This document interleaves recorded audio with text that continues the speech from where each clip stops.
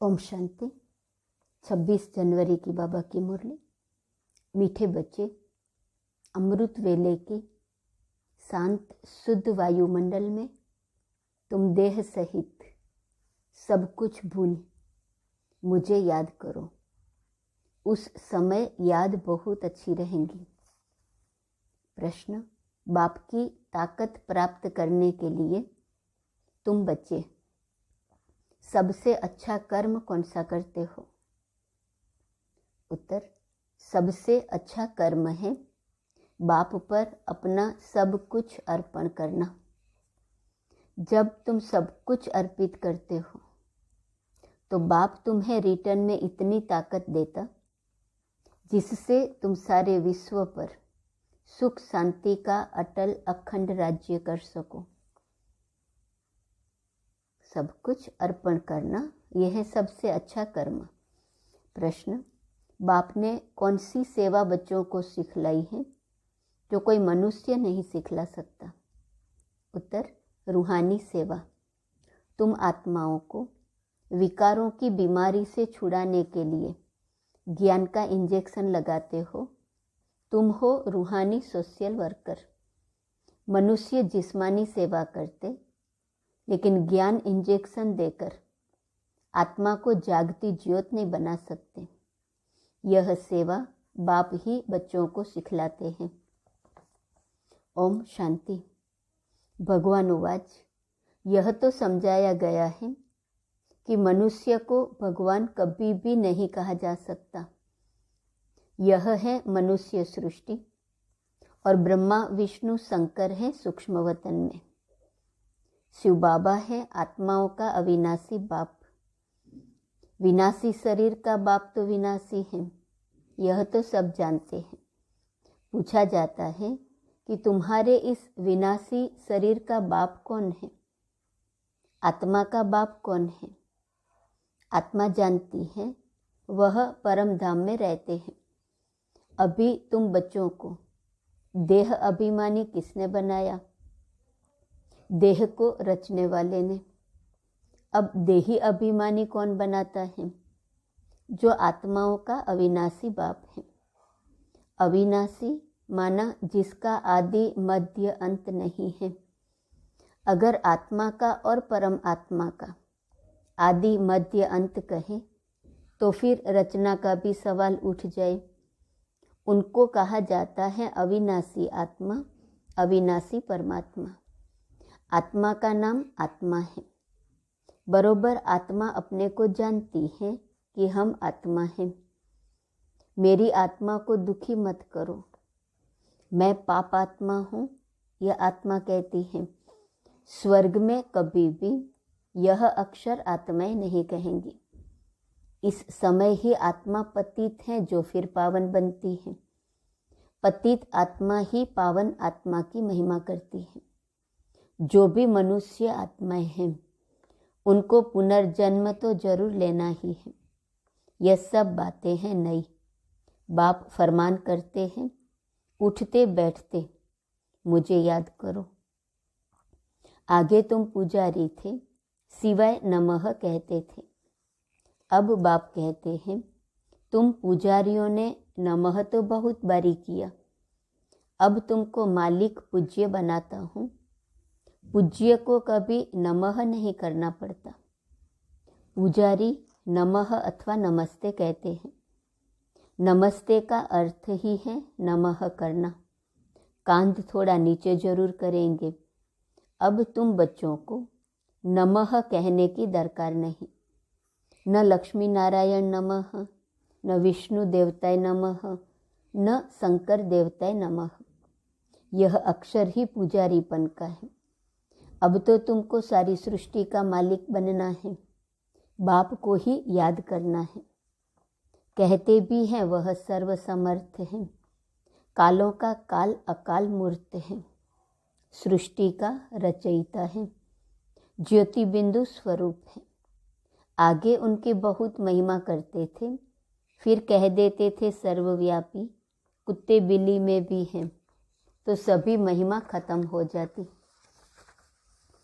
इस समय के सब मनुष्य ही पाप आत्माएं हैं। फिर जानवरों की क्या महिमा होगी। मनुष्य की ही सारी बात है। आत्मा कहती है मैं आत्मा हूँ, यह मेरा शरीर है। जैसे आत्मा बिंदु है वैसे परमपिता परमात्मा भी बिंदु है। वह भी कहते हैं मैं पतितों को पावन बनाने साधारण तन में आता हूँ। आकर बच्चों का ओबीडियंट सर्वेंट बन सर्विस करता हूँ। मैं रूहानी सोशल वर्कर हूँ। तुम बच्चों को भी रूहानी सेवा करना सिखलाता हूँ और सब जिस्मानी हद की सेवा करना सिखलाते हैं। तुम्हारी है रूहानी सेवा। तब कहा जाता है ज्ञान अंजन सतगुरु दिया।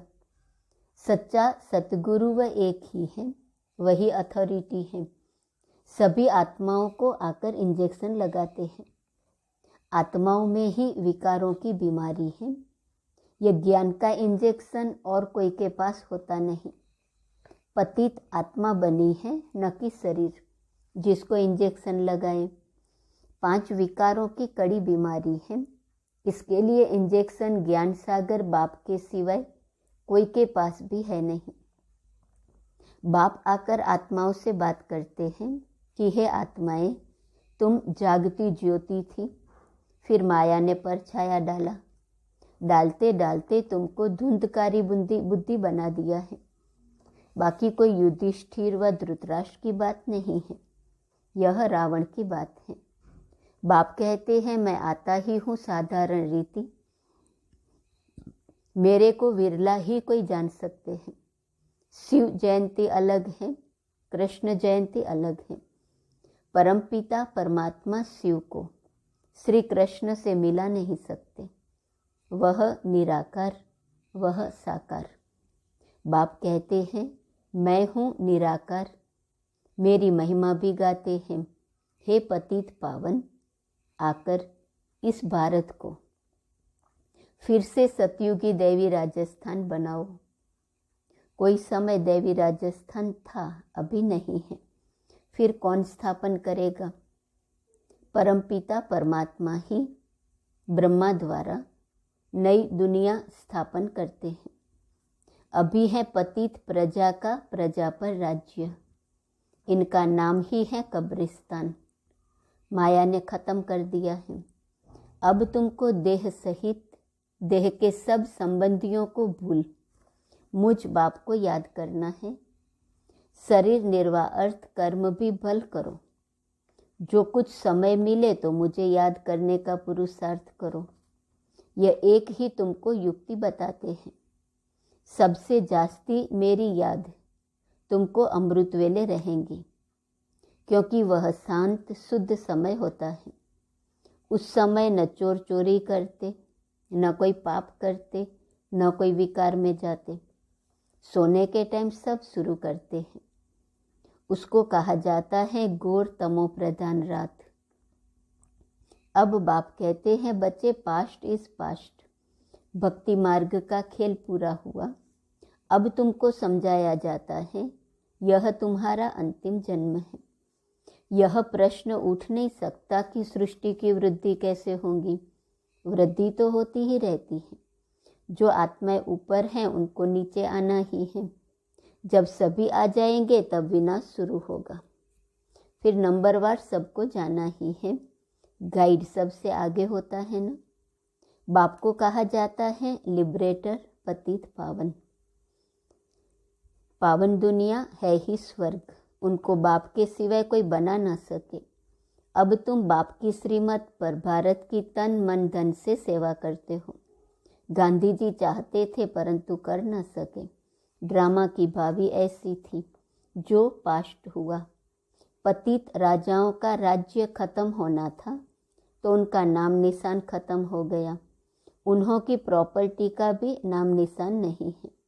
खुद भी समझते थे लक्ष्मी नारायण ही स्वर्ग के मालिक थे, परंतु यह कोई नहीं जानते कि उन्हों को ऐसा किसने बनाया। जरूर स्वर्ग के रचयिता बाप से वर्षा मिला होगा और कोई इतना भारी वर्षा दे न सके। यह बातें कोई शास्त्रों में नहीं है। गीता में है परंतु नाम बदल दिया है। कौरव और पांडव दोनों को राजाई दिखाते हैं, परंतु यहाँ दोनों को राजाई नहीं है। अब बाप फिर स्थापना करते हैं, तुम बच्चों को खुशी का पारा चढ़ना चाहिए। अब नाटक पूरा होता है, हम अब जा रहे हैं, हम स्वीट होम में रहने वाले हैं। वो लोग कहते हैं फलाना पार निर्वाण गया, वह ज्योति ज्योति में समाया अथवा मोक्ष को पाया। भारतवासियों को स्वर्ग मीठा लगता है, वह कहते हैं स्वर्ग पधारा। बाप समझाते हैं मोक्ष तो कोई पाता नहीं, सभी का सद्गति दाता बाप ही है, वह जरूर सबको सुख ही देगा। एक निर्वाण धाम में बैठे और एक दुख भोगे, यह बाप सहन नहीं कर सकते। बाप है पतित पावन, एक है मुक्तिधाम पावन, दूसरा है जीवन मुक्तिधाम पावन। फिर द्वापर के बाद सभी पतित बन जाते हैं, 5 तत्व आदि सब तमो प्रधान बन जाते हैं। फिर बाप आकर पावन बनाते हैं, फिर वहाँ पवित्र तत्वों से तुम्हारा शरीर गोरा बनता है। नेचुरल ब्यूटी रहती है, उनमें कशिश रहती है। श्री कृष्ण में कितनी कशिश है, नाम ही है स्वर्ग, तो फिर क्या। परमात्मा की महिमा बहुत करते हैं अकाल मूर्त, फिर उनको ठिक्कर भीतर में ठोक दिया है। बाप को कोई भी जानते नहीं, जब बाप आए तब आकर समझाए। लौकिक बाप भी जब बच्चे रचे तब तो बाप की बायोग्राफी का उनको पता पड़े, बाप के बिगर बच्चों को बाप की बायोग्राफी का पता कैसे पड़े। अब बाप कहते हैं लक्ष्मी नारायण को वरना है तो मेहनत करनी पड़े, जबरदस्त मंजिल है, बहुत भारी आमदनी है। सतयुग में पवित्र प्रवृत्ति मार्ग था, पवित्र राजस्थान था, सो अब अपवित्र हो गया है, सब विकारी बन गए हैं। यह है ही आसुरी दुनिया, बहुत करप्शन लगी हुई है। राजाई में तो ताकत चाहिए, ईश्वरीय ताकत तो है नहीं। प्रजा का प्रजा पर राज्य है। जो दान पुण्य अच्छे कर्म करते हैं उनको राजाई घर में जन्म मिलता है, वह कर्म की ताकत रहती है। अभी तुम तो बहुत ऊंचे कर्म करते हो, तुम अपना सब कुछ अर्थात तन मन धन शिव बाबा को अर्पण करते हो, तो शिव बाबा को भी बच्चों के सामने सब कुछ अर्पण करना पड़े। तुम उनसे ताकत धारण कर सुख शांति का अटल अखंड राज्य करते हो। प्रजा में तो कुछ भी ताकत नहीं है। ऐसे नहीं कहेंगे कि धन दान किया तब एमएलए आदि बने। धन दान करने से धनवान घर में जन्म मिलता है। अभी तो राजाई कोई है नहीं।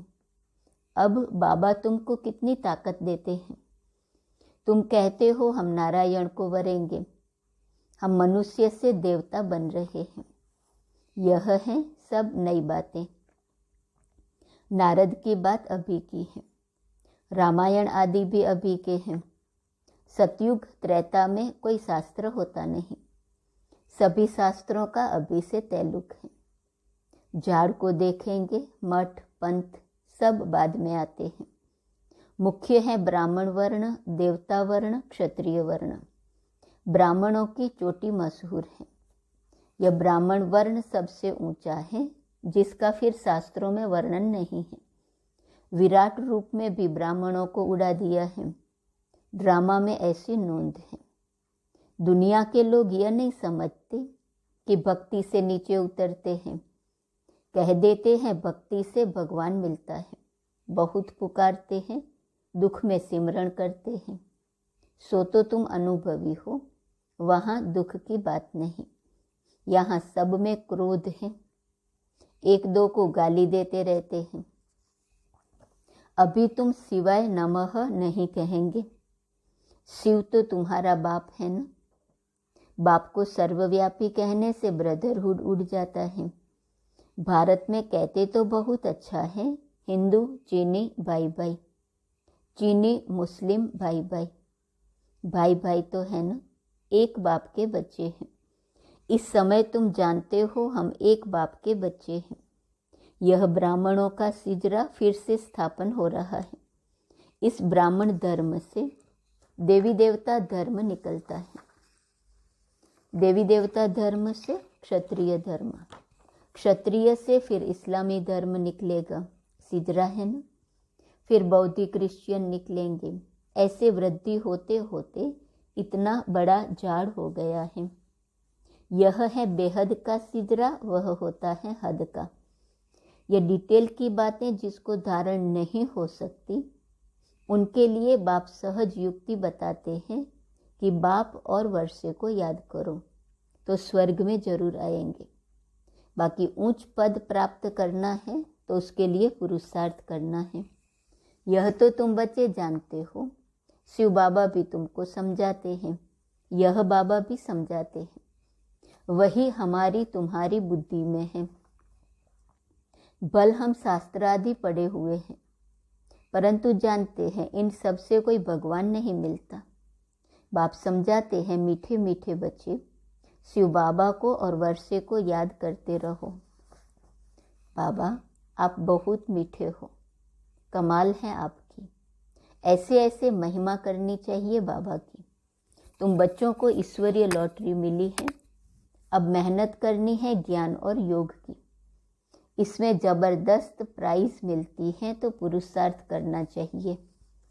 अच्छा, मीठे मीठे सिकिलदे बच्चों प्रति माता पिता बाप दादा का याद प्यार और गुड मॉर्निंग। रूहानी बाप की रूहानी बच्चों को नमस्ते, रूहानी बच्चों की रूहानी बाप को नमस्ते नमस्ते नमस्ते। धारणा के लिए मुख्य सार, पहली पॉइंट। अब नाटक पूरा हो रहा है, हम अपने स्वीट होम में जा रहे हैं। इस स्मृति से खुशी का पारा सदा चढ़ा रहे। दूसरी पॉइंट, पास्ट सो पास्ट कर इस अंतिम जन्म में बाप को पवित्रता की मदद करनी है, तन मन धन से भारत को स्वर्ग बनाने की सेवा में लगना है। वरदान, सर्व पुराने खातों को संकल्प और संस्कार रूप से भी समाप्त करने वाले अंतर्मुखी भव। बाप दादा बच्चों के सभी चौपड़े अब साफ देखना चाहते हैं। थोड़ा भी पुराना खाता अर्थात बाह्य मुखता का खाता संकल्प व संस्कार रूप में भी रह न जाए। सदा सर्व बंधन मुक्त और योग युक्त, इसी को ही अंतर्मुखी कहा जाता है। इसलिए सेवा खूब करो, लेकिन बाह्य मुखता से अंतर्मुखी बनकर करो। अंतर्मुखता की सूरत द्वारा बाप का नाम बाला करो। आत्माएं बाप का बन जाए, ऐसा प्रसन्न चित्त बनाओ।